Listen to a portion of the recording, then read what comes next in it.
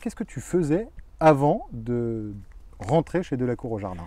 Alors, avant de rentrer chez Delacour au Jardin, j'ai fait beaucoup de choses. De la restauration, du spectacle, de l'organisation de spectacles, de l'équitation. Je crois que J'ai tu as été touché. aussi un petit peu dans l'immobilier.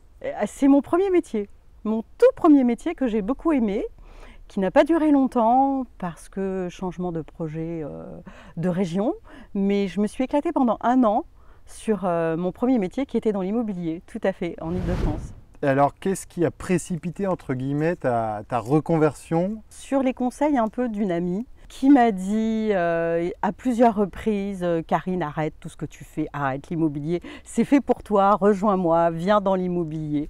Et j'ai beaucoup réfléchi, je me suis posé des questions parce que c'est pas évident de se dire on plaque tout et on va dans un autre métier qu'on ne connaît pas. Donc j'ai réfléchi, je me suis posée et je me suis dit pourquoi pas. Alors, je crois que avant de rejoindre Delacour au Jardin, tu étais dans un autre réseau, dont on taira le nom, évidemment. Tout à fait. Mais alors, qu'est-ce qui t'a décidé à rejoindre Delacour au Jardin plutôt que de rester dans ton réseau initial? Alors, je suis rentrée dans un grand réseau sans trop connaître en fait dans l'immobilier. Je ne savais pas trop où aller. J'ai trouvé un grand réseau qui faisait des formations et ça avait l'air facile de rentrer dedans et de travailler. Donc, j'ai intégré un gros réseau. J'y suis restée 1 an. Et ensuite, ça ne me correspondait plus trop parce que c'était peut-être pas assez intime. C'était vraiment un gros réseau. J'ai rencontré des personnes avec lesquelles on a échangé et je leur ai décrit un peu ma vision de voir les choses, comment j'aimerais travailler dans l'immobilier, ce qui me plaît, mes valeurs. Et la personne, elle a réfléchi 2 secondes et elle m'a dit: franchement, appelle Isabelle Larochette de la Cour au Jardin. Ça correspond vraiment à ce que tu veux, à ce que tu recherches. J'ai été fouiller sur Internet et là, j'ai été un peu surprise de voir de jolies annonces qui étaient rédigées comme j'aime moi les rédiger, un joli visuel. Ça me parlait vraiment, mais au-delà de ça, j'avais l'impression, j'avais l'impression en fait qu'elle avait piqué toutes mes idées. Et je me suis dit, c'est qui cette bonne femme qui fait exactement ce que moi j'ai envie de faire en fait. Et voilà. Alors, qu'est-ce que tu cherchais et du coup, qu'est-ce que tu as trouvé chez Delacour au Jardin? Qu'est-ce que je cherchais? Je cherchais une entreprise un peu plus familiale, un peu plus à taille humaine. J'ai trouvé Isabelle avec son entreprise et un grand côté humain qui me correspondait. De l'empathie, je cherche le mot, je cherche le mot, de la bienveillance. Voilà, c'est le mot que je cherchais. Voilà, c'est de la bienveillance. Parce que pour faire ce métier, il faut aimer les gens en fait. Tu es tout le temps au contact Tout de le temps, personnes tout le temps. et tu dois en permanence être ouverte aux autres. Oui, Et tu rencontres des profils, j'imagine, très différents. complètement différent, mais chaque profil raconte une histoire et c'est ce qui est intéressant. Et de pouvoir aider toutes ces personnes dans leurs projets d'achat ou de vente, c'est génial, c'est tout simplement génial, mais il faut faire preuve d'empathie, de compassion, faut vraiment aimer, aimer les gens pour faire ce métier. Mais en fait, c'est amusant parce que l'immobilier a souvent un peu mauvaise presse. Enfin, on a toujours une image de l'agent immobilier qui peut avoir les dents qui rayent le C'est vrai, parquet.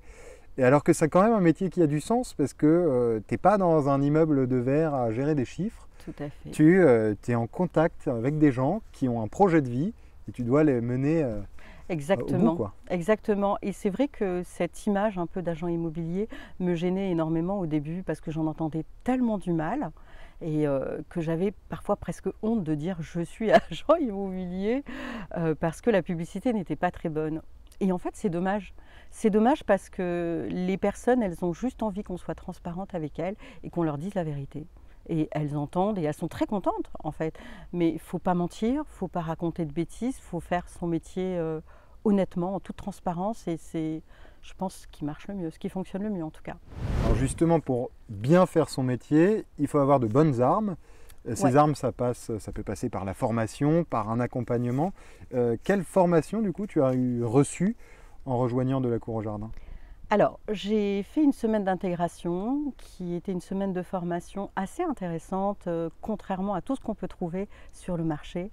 On a eu des intervenants pour le feng shui, pour la décoration intérieure, de l'architecture intérieure aussi. Donc franchement, c'était enrichissant comme formation. On a des intervenants ponctuels, comme là par exemple, on vient de faire une formation avec un intervenant qui va un peu nous rappeler les bases du métier, ou nous parler de la performance, ou nous parler aussi de nos objectifs. Et c'est bien d'avoir ponctuellement des petites piqûres de rappel.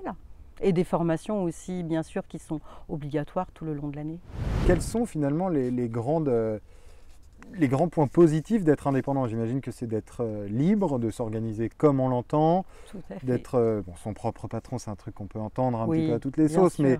mais il y a quand même cette idée d'autonomie. Exactement. Je pense que ce que tout le monde apprécie, c'est de pouvoir organiser son agenda comme on le souhaite. Donc c'est vrai que c'est un gros avantage par rapport à un salarié ou à une agence physique sur lequel on va être de telle heure à telle heure. Là, on peut s'organiser en fait comme on l'entend, comme on en a envie. Toi, justement, c'est quoi une journée type pour toi? Comment tu t'organises? Comment tu travailles au quotidien? Parce que je me mets à la place de quelqu'un qui veut changer de vie Oui. et qui hésite, et ne sait pas trop ce que c'est que le métier d'agent immobilier. Qu'est-ce que c'est la journée type de toi, de Karine? Qu'est-ce que c'est ta journée type? Alors, il y a deux choses. Peut-être la journée type de l'agent immobilier, qui est peut-être le modèle, et ma journée type, qui n'est peut-être pas la référence pour, pour un agent immobilier. Non, plus sérieusement, la journée type, le matin, on va ouvrir ses mails, on va répondre à ses mails. Chacun va organiser, je pense, sa journée en fonction déjà des jours de la semaine. C'est sûr qu'il y a une partie d'administratif. Donc peut-être le matin, s'occuper à répondre aux mails, à passer ses coups de fil, à prendre des rendez-vous. Alors il y en a qui font de la pige, donc c'est plutôt le matin.